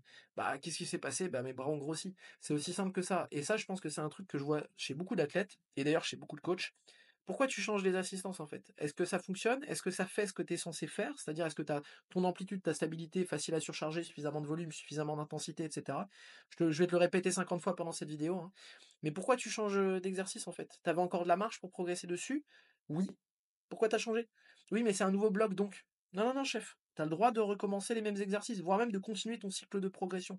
Donc arrête avec ça, arrête de partir dans tous les sens. Fais simple et traque tes variables, tu seras gagnant. On va passer maintenant à la morphologie et à l'hypertrophie. Pour moi, en fait, c'est une question qui est importante parce que, en fait, ce que tu vas devoir chercher à hypertrophier va être largement déterminé par ta morphologie. J'entends par là que, en fonction de la manière dont tu es construit, la manière dont tu liftes, tu vas plus ou moins recruter certaines zones de ton corps. Je vais te donner un exemple, je vais te donner 3 exemples d'ailleurs. Si tu comme moi, si tu ressembles, à un grand nain, bah, ce qui se passe, c'est que quand tu squattes, tu vas prendre dans les quads, c'est sûr. Tu as des athlètes quand ils vont squatter, ils vont tout prendre dans les fessiers. Donc en fait, si à un moment donné, tu vois que sur ton corps, tu as une partie qui est peut-être moins hypertrophiée, ça vient aussi en général de tes leviers. Et donc là-dessus, bah, c'est pas, bien ou mal, c'est que ça te donne une carte en fait. Ça te dit: «OK, bah, quand je lift», je donne un exemple, hein, tu benches et tu prends tout dans les pecs, super, tu peut-être pas besoin d'aller mettre 36 séries de pecs. Tu prends tout dans les épaules, là la question va peut-être se poser. Pareil au deadlift, tu terres avec je prends un exemple, tu fais un sumo bien, bien droit, les hanches très proches de la barre, tu as très peu de flexion lombaire. Je doute que ton hinge soit forcément et tous les muscles qui vont t'aider à hinge, soient forcément très hypertrophiés. Je doute que tu aies des lombaires de dingue. Peut-être intéressant de rajouter un petit peu de renfo là-dessus. Ça va être au cas par cas, mais j'ai envie de te dire que la manière dont tu vas lifter va déjà m'indiquer peut-être de ce qui va s'hypertrophier. Il y a, Christian Thibaudeau que j'aime bien, sur un forum qui s'appelle T-Nation. Je sais pas si c'est un forum qui parle, à certains, qui regardent la vidéo. Il disait un truc que je trouvais très juste, il disait: «Quand tu fais un lift, les zones qui pump sont les zones qui vont se muscler» et ça, j'avais trouvé ça très juste de dire, bah, en fait, si tu sens jamais la zone travailler, ça veut pas dire qu'elle bosse pas, mais ça veut dire que c'est peut-être pas la zone principale qui est en train de bosser et je trouve ça assez intéressant. Non pas, je sais pas quelle valeur scientifique ça a, sans doute qui est peut-être pas très élevée, mais je trouve ça assez intéressant. Si sur le bench, tu sens jamais tes pecs, je doute que tu sois un athlète avec des pecs énormes et en fait, on s'en fout, en fait. C'est-à-dire qu'il faut voir ça comme des indications et c'est juste comme ça que tu vas peut-être pouvoir choisir un peu plus ton hypertrophie et peut-être, améliorer ton physique si c'est important pour toi. Globalement, un petit conseil que je vais te donner quand même, c'est que pour avoir un haut du corps harmonieux, c'est assez rare d'avoir, suffisamment de volume avec du bench. C'est un truc que je te dis comme ça, soit dit en passant, on en parlera un peu par la suite, mais autant je vois pas mal d'athlètes avec un bas du corps et tu déjà dû voir ceux mêmes sur Instagram, les mecs qui font du 5x5 au squat et au terre, en général, ils ont un bas du corps qui est assez énervé, mais le gars qui va bencher, qui va faire son petit 5x5, bah, en général, il a un physique, qui le haut du corps va pas avec le bas du corps. J'ai été moi-même pendant longtemps victime de ce petit problème, donc tombe pas là-dedans, s'il te plaît. Si tu mets du 44 en pantalon et du XS en t-shirt, réagis vite parce que sinon ça va encore s'amplifier. Autre chose sur l'hypertrophie. Comment c'est où tu en es? Fais attention là-dessus, de pas devenir l'athlète qui va me parler d'un point faible de pec, alors que bon, tu benches 70 kilos. Je renvoie à cette idée que t'as pas de point faible, tu juste faible, en fait. C'est un truc que je dis à beaucoup d'athlètes: «Reprends le début de la vidéo, intensité, volume et cetera». Est-ce que tu crois vraiment, en fait, qu'il y a un embryon de pec à 70 kilos? Peut-être, hein, peut-être que tu commences, encore une fois, je parle pour un athlète, pour un gabarit masculin moyen, 80 kilos, 1 m 80 et cetera. Une femme de 47 kilos, qui bench, 70 kilos en série, t'inquiète pas qu'elle aura un haut du corps développé. Mais encore une fois, ce que je veux dire par là, c'est arrête de voir des points faibles où il y en a pas. Pour l'instant, c'est peut-être tout simplement que tu manques de musculature au global et tu pas besoin d'aller, créer des blocs d'hypertrophie ou je sais pas quoi. Fais simplement un peu de muscu, progresse dessus et tu auras pas besoin de beaucoup te prendre la tête. On passe maintenant à niveau de l'athlète et hypertrophie. Euh, ton, ta quantité et ton niveau, ça va être défini, en fait, la quantité d'hypertrophie va être définie par ton niveau. Et je vais te proposer un peu là une typologie assez simple pour savoir si tu dois en faire plus ou si tu dois en faire moins. Je vais commencer par le débutant. Tu as compris que, bon, le débutant, je suis désolé, tu prends cher sur cette vidéo, mais c'est important de te le rappeler. En fait, tout ce que tu fais, c'est déjà de la muscu. Et ça, à mon avis, c'est le truc qu'il faut garder en tête. On parle souvent du powerlifter, mais le SBD, c'est de la musculation. Faut pas oublier ça. Donc quand tu vas être débutant, en fait, le SBD va déjà t'hypertrophier. Et donc ça, c'est important, mais à mon avis, l'erreur que je vois souvent, c'est de ne pas savoir doser, en fait. Chez le débutant, c'est sous ou sur-entraînement. Donc moi, ce que je vais te recommander là-dessus, c'est d'essayer de voir au niveau de la récupération et voir notamment si tu as... Je vois deux grands extrêmes, en fait. Je vais voir l'athlète qui veut être tout le temps dans le surentraînement. C'est typiquement le gars, et ça, si tu te reconnais, je suis désolé, mais tu vas foncer dans le mur, c'est je prends une prog de body, je prends une prog de power, je mélange les deux, comme ça je suis musclé et fort. Ça va marcher un temps, mais au bout d'un moment, en fait, les deux vont se marcher, ça va s'empiéter en fait. Le classique push-pull-leg 2 fois dans la semaine, on les connaît, il n'y a pas de mal, on passe tous par là, mais attention avec ça. Mais je vais dire aussi attention à l'athlète qui est en sous-entraînement. Je vois plein d'athlètes qui ont un squat à 100 kg et commencent à me dire que faire un leg extension, ça va les fatiguer pour leur jour primaire au squat. T'inquiète pas, ça va pas te fatiguer. Je te le dis tout de suite. Comment savoir si tu es en sous ou en surentraînement? Bah en fait la réponse elle est super simple, ça s'appelle ton miroir. C'est très simple, si tu es sur tes premiers mois de musculation, tes premiers mois de powerlifting, Imaginons, hein, tu pars d'une base d'un athlète, on va dire une base vierge, un athlète qui a jamais fait trop de sport avant. Si tu te muscles pas alors que tu es en train de bouger du métal, souvent c'est qu'il y a un problème. Ça peut être du côté de l'alimentation, évidemment, si t'as pas assez à manger et que tu te sous-nourris, évidemment. Mais vérifie ça aussi. Quand je vois des athlètes qui me parlent de surentraînement avec 3 séries de curls par semaine, non, on n'y est pas. Et donc fais attention avec ça. Ta priorité, c'est de doser, mais aussi bien du côté du trop que du trop peu. Fais attention avec ça. Va pas encore te prendre la tête sur le choix de tes exos, etc. Pars sur quelque chose de simple. L'intermédiaire, sa problématique va un peu changer.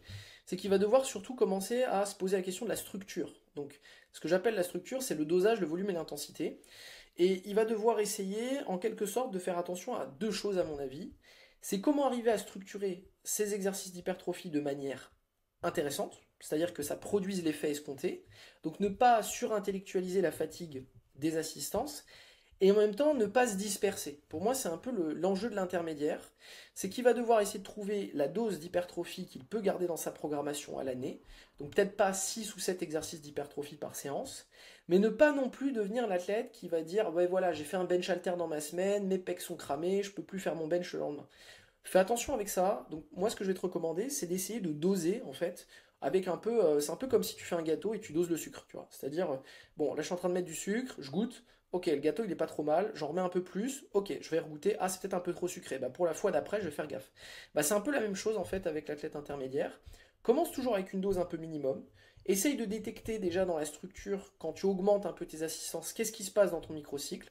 Si tu vois que quand tu pousses un peu trop ton hack squat, et ben 2 jours après, ton squat il est peut-être un peu fatigué, bah là tu as peut-être une piste et elle est intéressante. Donc te disperse pas non plus, c'est-à-dire fais attention de ne pas vouloir réinventer la roue, c'est souvent quelque chose que je vois chez les intermédiaires. C'est ce côté en fait où l'athlète de F1 intermédiaire a souvent envie de réinventer ce qui fonctionne.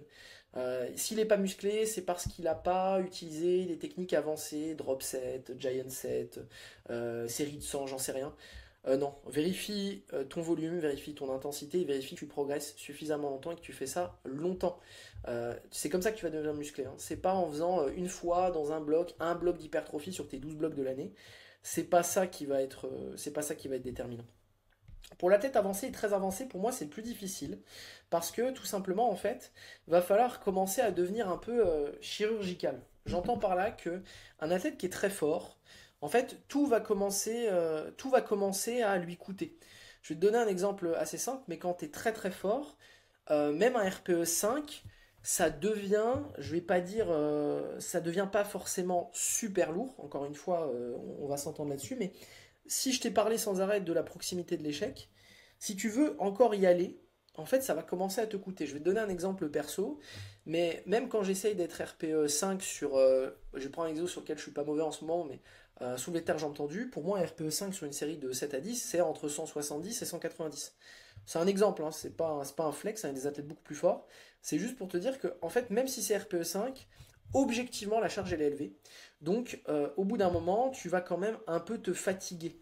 C'est-à-dire que c'est vraiment un truc qui, à mon avis, est important, c'est de garder en tête qu'il va falloir que tu doses vraiment bien. Et pour moi, l'avancé, il doit accepter aussi potentiellement que bah, il est avancé. Et donc, c'est peut-être plus aussi simple, sa programmation et son hypertrophie, bah, c'est peut-être à ce moment-là qu'il va devoir commencer à la réfléchir.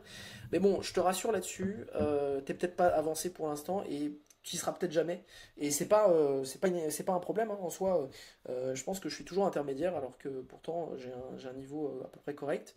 Je vois plein d'athlètes qui ont des benches à 150, 160 plus. Je les considère pas non plus comme très avancés.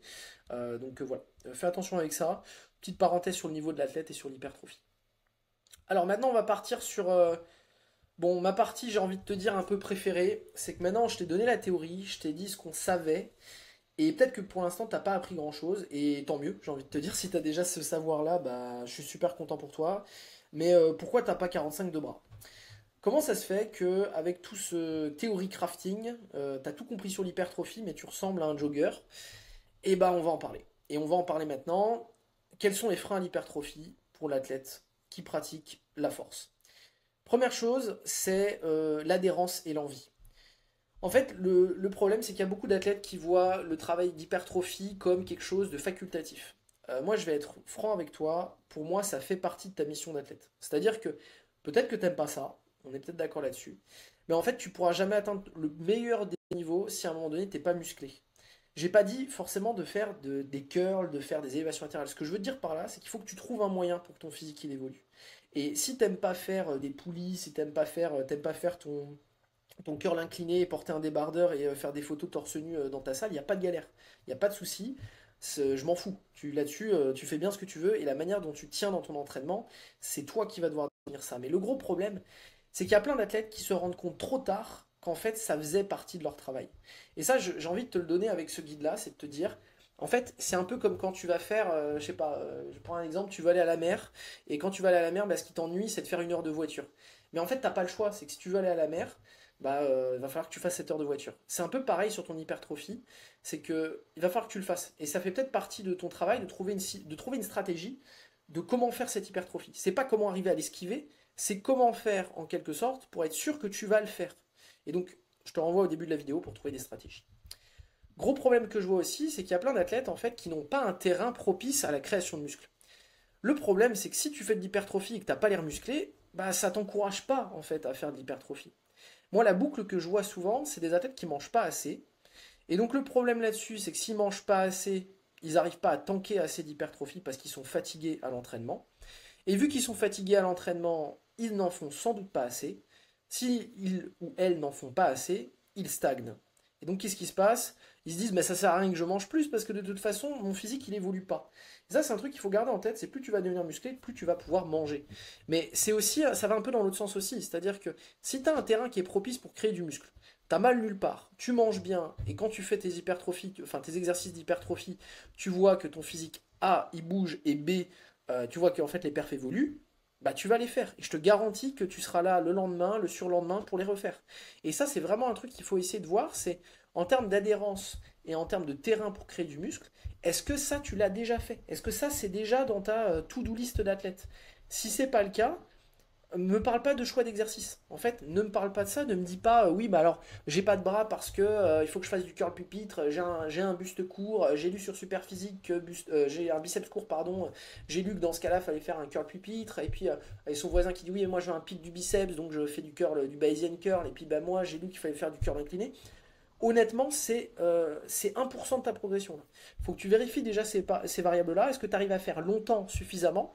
Et est-ce que tu as le terrain qui permet de faire suffisamment et longtemps? Si ça, déjà, tu as réussi à faire ça, je pense que tu as gommé 80% de tes problèmes. Troisième aspect que je vois souvent dans l'hypertrophie, il y a eu cette mode de dire que les excentriques, ça servait à rien. Et ça, on va être très, très franc là-dessus, je vais être cash. Arrête de faire de la Zumba quand tu t'entraînes. Je veux dire par là, je vois plein d'athlètes qui me disent oui, mais j'ai lu, en plus dans la méthode de la vie, ils disent que retenir l'excentrique, c'est pas forcément nécessaire. C'est pas forcément nécessaire quand tu sais la maîtriser. J'entends par là que quand tu as 6 mois de muscu et que tu sais pas retenir une excentrique sur un curl à 8 kilos, tu vas pas commencer à accélérer ton excentrique. L'excentrique plus rapide est au service du fait d'accumuler plus de tension mécanique sur la descente et avoir un réflexe myotatique qui est plus intéressant et de pouvoir faire plus de reps. On ne cherche pas à être lent pour être lent, mais si tu contrôles pas ton mouvement, ne parle pas d'excentrique rapide. C'est pareil, c'est un détail. Apprends à bien exécuter ton mouvement, à faire ce pourquoi il est fait. C'est-à-dire, si tu fais un curl biceps, le but c'est pas d'hypertrophier tes trapèzes, le but c'est d'hypertrophier tes biceps. Quand tu fais un tirage pour le dos, c'est d'apprendre à bouger tes omoplates, ou si tu fais un tirage pour le grand dorsal, apprendre à garder ton coude près de toi, etc. Je vais pas te faire un cours sur l'hypertrophie en détail, mais tu as compris l'idée. C'est-à-dire que je vais pas te faire sur tous les mouvements ce que tu es censé faire, mais si tu es en train de faire un leg curl et qu'à chaque fois que tu fais un leg curl, on dirait que tu es en train de faire une crise d'épilepsie sur ta machine, me parle pas d'excentrique rapide. C'est pas le cas et c'est pas une excentrique rapide. Tu t'entraînes au hasard en fait. Côté pratique, t'as envie d'être musclé, t'as pas trop le temps. Chronomètre tes temps de repos, t'as pas besoin de 5 minutes entre tes séries de curl. Nos amis bodybuilders avec leur minute 30, ils sont peut-être parfois un peu excessifs, mais clairement t'as pas besoin de 6 minutes entre chaque série d'élévation latérale. Donc détends-toi, quand tu me dis que faire 3 exercices d'hypertrophie où il y a 3 fois 10-12 reps RPE 9, ça prend 1 heure, c'est pas vrai. Mets un chrono, tu y vas, et puis apprends peut-être à faire ton hypertrophie quand tu es fatigué. Mais le côté pratique, prends un chrono, ça va te sauver. Tu sais que moi je suis un mister chrono sur les exercices, sur l'hypertrophie encore plus. Donc fais attention avec ça. Je vais taper sur une philosophie sur laquelle j'aime pas trop. En tout cas, je pense qu'elle a amené beaucoup d'athlètes à faire n'importe quoi. L'ultra intensité. c'est ce côté, je vois plein d'athlètes qui aujourd'hui vont me dire oui, mais aujourd'hui je fais une série, la série unique, j'emmène ma série super loin. Est-ce que tu as le niveau pour faire ça? Étape un. Et 2, la plupart des athlètes qui font ça, c'est précisément parce que sinon ils ne récupèrent pas. T'es pas Samuel Hartmann, t'es pas Dorian Yates, donc redescends un peu. Quand tu curls 8 kilos face à un gars qui va te balancer des curls strict à 40 kilos, je crois que c'est pas toi qui auras un problème de récupération. Donc on arrête avec ce truc-là, avoir des bras avec 2 séries par semaine. J'y crois pas et je le vois pas. La plupart des athlètes en fait qui vont vers le côté plus intensité sont des athlètes qui ont déjà un niveau avancé. Et si tu regardes ce guide, c'est probablement que c'est pas encore ton cas. Donc fais attention avec ça. Étape suivante, arrête d'être un expert de la théorie de l'hypertrophie. T'es un expert de la théorie de l'hypertrophie, mais tu te fais dépasser par un mec qui fait du badminton en termes de taille de biceps. On a un gros problème. Il faut que tu corriges ça. Si tu remplis pas les critères sur la pyramide, les critères de base, je te renvoie à la pyramide de Helms sur l'hypertrophie.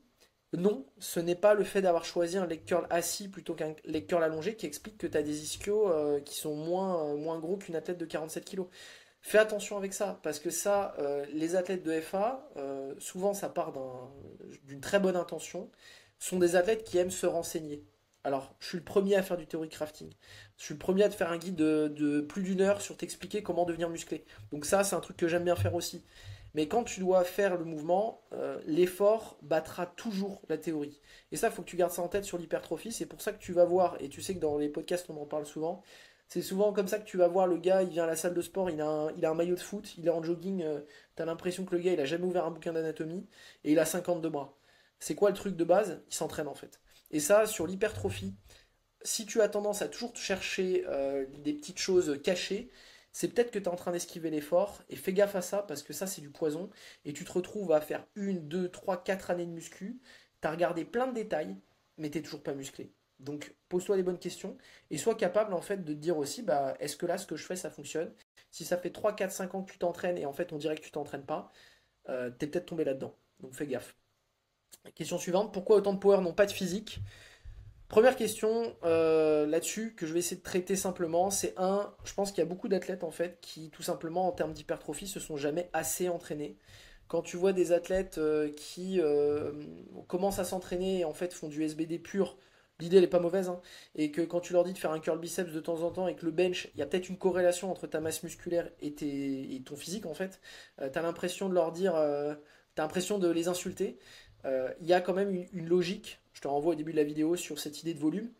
Pour déclencher une réponse, il y a un volume nécessaire. C'est-à-dire que c'est pas faire une fois en 2004, t'as fait un curl biceps et depuis t'en as plus jamais fait. Tes biceps ils vont pas pousser par magie et t'as intérêt à suivre ta programme en fait. Le gros problème aussi qu'il y a du côté des power, à mon avis, c'est la question de la compo physique. Je vais pas me faire que des amis en disant ça, mais le problème c'est qu'il y a beaucoup d'athlètes, je pense, qui sont très musclés, mais ils sont. Allez, on continue maintenant avec des petites astuces. Je vais te dire que là, on est beaucoup plus sur de l'empirique et je vais te donner des petites astuces, des petites choses que je fais avec mes athlètes. Et puis ensuite, je te montrerai directement comment j'intègre ça dans une programmation. Alors, je t'ai dit que moi j'aime bien cette idée de garder de l'hypertrophie à l'année parce que je pense que de manière générale, c'est un processus qui est tellement long et si on a des athlètes qui destinent toute leur pratique, toutes leurs ressources à devenir musclés, bah on a peut-être quand même intérêt à apprendre quelque chose d'eux, c'est que ça prend du temps. Donc moi j'aime bien garder en fait une quantité d'hypertrophie un peu à l'année. Je vais te donner quelques exemples d'exercices que j'aime bien, puis après je te montrerai comment je les répartis. Euh, J'aime bien garder en fait ce que j'appelle un peu des exercices sur les prime movers, c'est-à-dire je vais garder quelques gros exercices un peu à l'année, qui sont à mon avis des exercices qui ont un peu cette fonction, je vais dire ça crée un peu le moteur en fait. Et je vais essayer de garder un push, un leg, un hinge et un tip que je vais garder en fait un peu à l'année et ça va être un peu mes exercices pour construire en fait un peu de la viande à l'année. Et je trouve ça intéressant de les garder et de t'expliquer pourquoi je les choisis. Alors, j'aime bien garder en fait un push, un leg, un hinge, un tirage, au moins un, peut-être parfois deux, ça dépend de la quantité d'hypertrophie dont l'athlète a besoin, je t'en ai déjà parlé. Sur un push, j'aime bien garder chez la majorité des athlètes au moins un exercice de développé, quel qu'il soit, pour que tout simplement bah, l'athlète puisse être capable de développer de la force sur des amplitudes complètes et pas uniquement sur du bench où on aura cette tendance de manière générale à chercher une réduction d'amplitude. Et je pense que c'est intéressant de garder un exercice où, un, tu vas pouvoir pousser sans trop te préoccuper de ta position. Et deuxième chose, c'est sur une amplitude augmentée. Donc moi là-dessus, j'ai trois exercices que j'aime bien. Une bonne chest press, simple et efficace, des dips et du bench halter. Pour moi, c'est des exercices que j'aime bien, en polyarticulaire assez simple à mettre en place. Ces exercices cochent plutôt pas mal de cases, facile à surcharger. Dips en termes de stabilité, ça dépend. Encore une fois, bench halter aussi, ça se défend, ça peut dépendre aussi de ce que tu cherches là-dessus, mais je trouve que c'est des exercices intéressants. Au niveau du bas du corps, sur les jambes, j'aime bien avoir soit un bel squat, soit un squat high bar, que je vais traiter comme un exercice d'hypertrophie, soit une leg press. Encore une fois, j'ai choisi plutôt du polyarticulaire, parce que sur l'ISO, à mon avis, c'est plus facile de sélectionner en fait un peu en fonction de ce que tu veux. J'aurais pu mettre aussi un split squat, qui est une variation que je trouve intéressante en termes d'exercice bas du corps. Mais globalement, j'aime bien cette idée d'avoir des exercices où en fait l'athlète peut pousser avec ses quads un peu sans trop se soucier en quelque sorte de ce qu'il y a à faire. Tu vois, sur un bel squat, bah tu t'accroches, ensuite tu y vas. Sur une leg press, c'est un peu pareil. Euh, Tout ce qui va être high bar, j'aime bien aussi, mais tu as quand même cette composante gainage qui va être un peu problématique. Sur le hinge, c'est rare d'avoir des bonnes machines, donc je vais rester assez classique. Ce que je vais bien aimer en général, ça va être un SLDL, donc un stiff leg deadlift, un RDL ou bien des extensions lombaires, des back extension. Je trouve que c'est intéressant, c'est simple, c'est efficace. En termes de hinge, c'est rare d'avoir des machines qui sont adaptées. C'est rare d'avoir des machines qui sont où on peut mettre suffisamment lourd, donc je vais essayer de rester assez simple là-dessus. Et sur les tirages, je vais aller sur vraiment des choses simples, hein. Un tirage coude ouvert et un tirage plutôt coude fermé. Encore une fois, je pense que sur un tirage, ce qui est plus important, c'est de voir l'orientation du coude que savoir s'il est vertical ou horizontal. Parce que si tu fais un tirage vertical mais que tu gardes les coudes très très proches du corps, on est très proche d'un tirage horizontal avec les coudes proches du corps, tu vois, alors que pourtant on tire pas sur le même plan. C'est pour ça que tu as certains exercices, je prends l'exemple d'un iliacro, tu vois, un iliacro, c'est un tirage qui est oblique, qui est parfois même très verticalisé, pourtant on est avec le coude qui est très proche du corps, tandis que tu vas avoir un tirage vertical en pronation, tu vas avoir les coudes qui sont très ouverts. Donc pour le développement de ton dos, essaye de voir ça plutôt comme l'orientation du coude plutôt que l'axe de tirage. Astuce que je vais te donner, hein. Tu veux durer dans ce sport, je vais te donner un de mes arguments préférés, mais c'est assez simple. Mais t'habites dans ton physique, donc t'as envie d'avoir l'air d'être un gars musclé, ou une femme musclée, hein. Encore une fois, là-dessus, tu fais ce que tu veux. Euh, pour moi, le côté amusant de l'hypertrophie et le côté j'apprécie mon physique, il est clairement sous-coté. Donc ne te dis pas simplement le fameux je suis un power et je m'en fous du physique. Ça, le nombre de fois où je l'ai entendu. Et ensuite, c'est les premiers que je vais voir en story à faire une petite photo torse nu quand ils sont un peu plus secs que d'habitude. Tu t'en fous pas de ton physique et c'est pas grave en fait. Il n'y a pas de mal à dire ça. Il n'y a pas de mal à dire que bah, tu as envie de ressembler à un sportif. Si tu passes 8 heures par semaine dans une salle de sport, bah oui, tu as envie d'avoir un look de sportif et il n'y a pas de mal. Et c'est pas un souci, vraiment pas. Considère que bah, peut-être que ta pratique de la FA, elle est entachée parce que pour l'instant ton physique il te plaît pas. Et donc ça c'est vraiment un truc que j'ai envie de te dire, c'est si aujourd'hui le frein principal à ta pratique de la force ou à ta progression, tu as l'impression que c'est ton confort, ta santé mentale, va voir peut-être un peu du côté du physique, il y a peut-être quelque chose d'intéressant à faire. Si tu as l'impression que bah, tu es fort mais tu t'aimes pas ton physique, je te garantis que si tu aimes bien ton physique, que tu fais peut-être un peu plus attention à ton hypertrophie et qu'en plus de ça tu continues à bien t'entraîner, je parie que tu vas trouver une motivation que tu n'avais pas avant et on en rediscute si c'est ton cas. Autre aspect que j'aime bien, c'est ce que je vais appeler de l'hypertrophie corrective. En fait, souvent ta technique, c'est un truc que j'ai déjà abordé en story, souvent ta technique, elle va entraîner la surhypertrophie de certains groupes musculaires. L'exemple classique, hein, c'est si au squat tu prends pas dans les quads, en général tu vas prendre dans la chaîne poste. Mais ça va aussi dans l'autre sens. Ce que je veux dire par là, c'est que parfois, il y a certains groupes musculaires qui vont te permettre de corriger des aspects techniques. Et ça, je pense que c'est super intéressant de le réfléchir. L'exemple qu'on a souvent, c'est si tu as des quads plus forts, tu vas pouvoir squatter plus droit, ce qui est encore à débattre. Mais ce que je veux dire par là, c'est parfois voir que le fait que certains groupes musculaires sont sous-hypertrophiés amène des défauts techniques. Et ça, je vais te donner un exemple assez simple. En fait, au soulevé de terre, on essaye souvent de corriger le fait qu'un athlète ait le dos trop rond ou défixe avec une logique qui est très mécanique. Tu vois, cette logique de dire, bon voilà, l'athlète c'est pas brace, il commence avec les hanches à la mauvaise hauteur, peut-être que sa stance elle n'est pas adaptée, peut-être qu'il n'a pas compris comment bien tirer son slack, etc. Ce qui est une approche qui marche bien. On va pas se mentir, c'est une approche qui marche bien et tu as intérêt à passer par là. Mais est-ce que tu as déjà été voir tout simplement, c'est un truc tout con, hein, mais regarde un peu le physique du gars. Ok, tu regardes, tu as l'impression que au niveau du dos, il manque de masse musculaire. Bah, ça va être super compliqué de tenir son gainage s'il a des lombaires de quelqu'un qui fait du ping-pong. Encore une fois, je te dis pas que la réponse est dans l'hypertrophie, mais je te dis simplement que faut pas avoir peur de considérer aussi que plus de tissu musculaire, c'est potentiellement plus de force. Et donc parfois, de considérer, d'adopter cette stratégie, de te dire, ce groupe musculaire est en retard. Évidemment, on n'est pas des bodies, donc c'est pas une question de se dire visuellement uniquement. Mais regarde un petit peu de ce côté-là. J'ai jamais vu un mec qui avait des très gros quads avoir un problème qui semblerait lié au quad, au squat.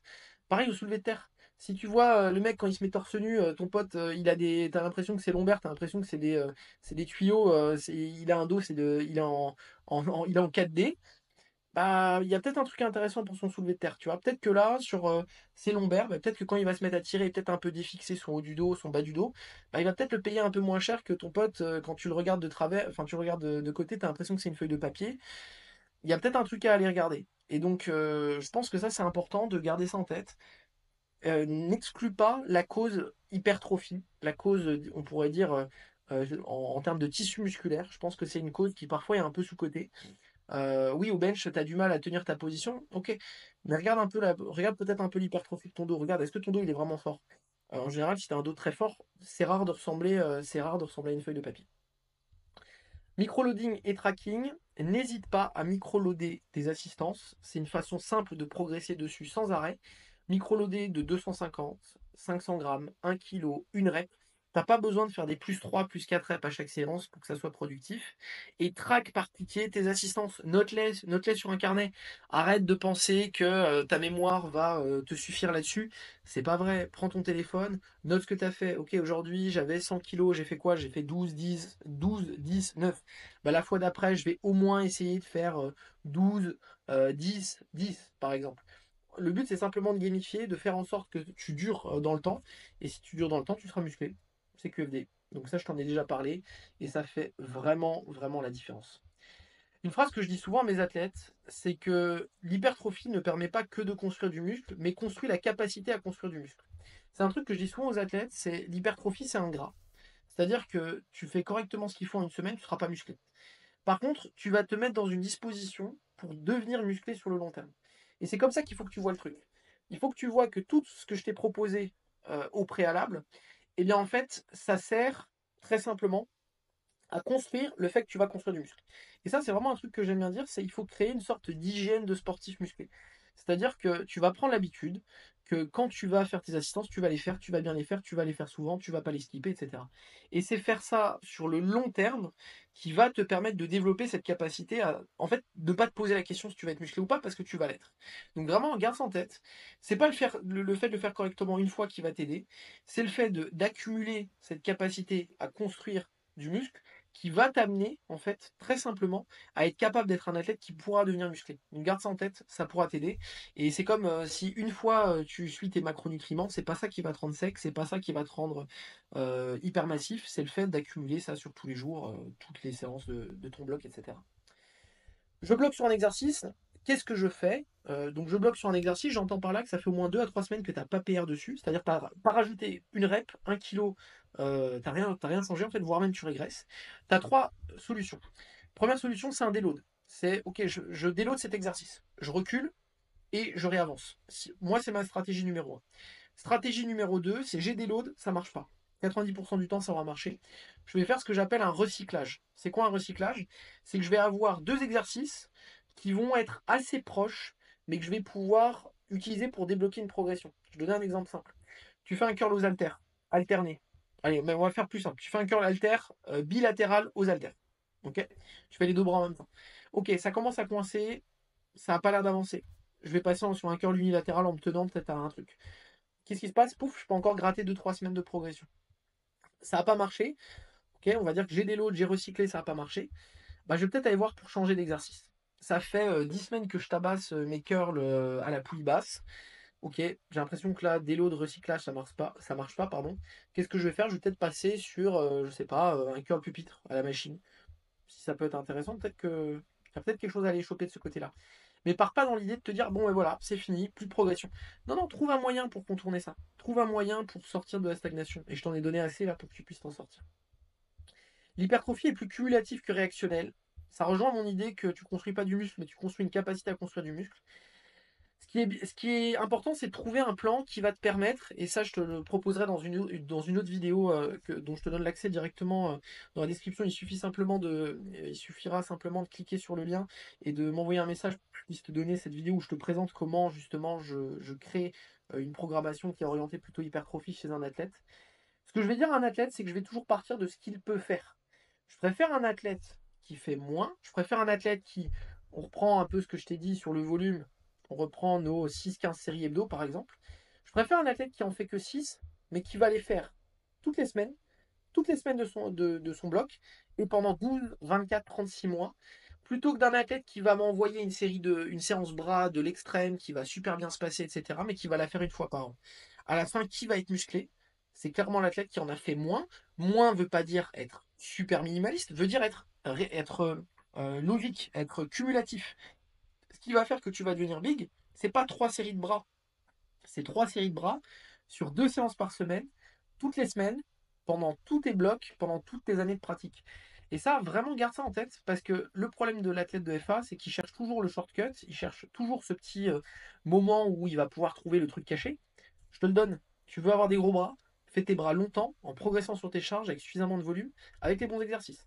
CQFD, tu auras des gros bras.